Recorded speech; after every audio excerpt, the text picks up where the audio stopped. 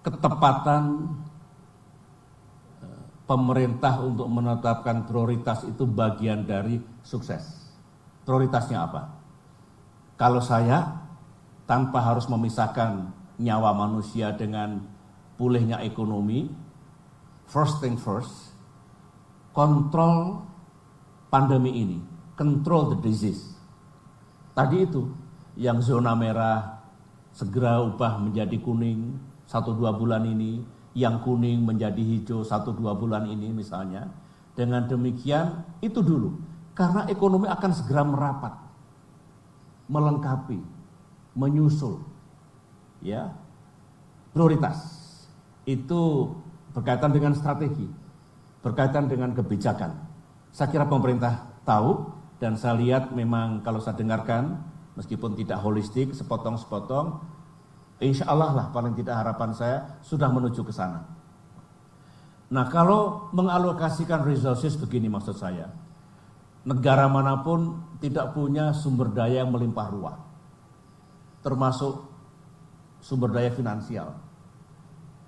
Dan ekonomi kita belum sekuat ekonomi Amerika, ekonomi Jerman, ekonomi Prancis, ekonomi Inggris, ekonomi Jepang, ekonomi Tiongkok.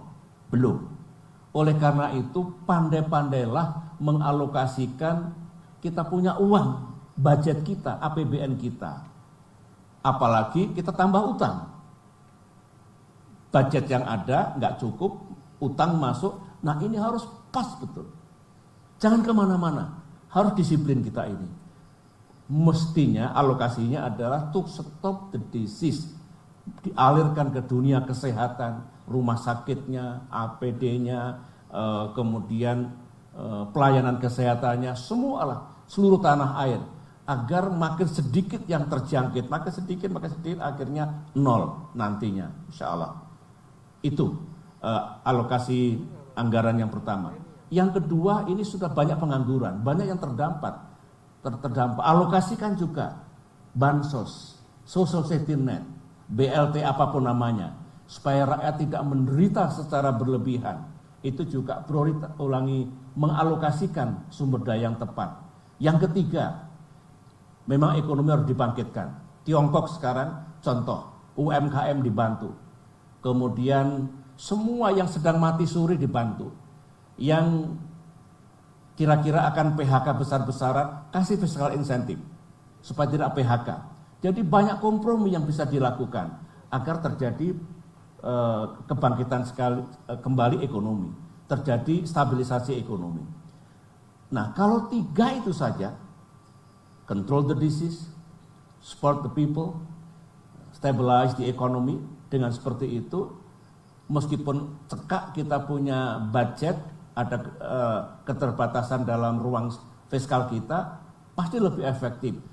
Hentikan dulu, tunda dulu mengalokasikan yang pas-pasan ini, ditambah utang untuk kepentingan-kepentingan lain yang tidak ada kaitannya untuk menghentikan pandemi dan memulihkan ekonomi.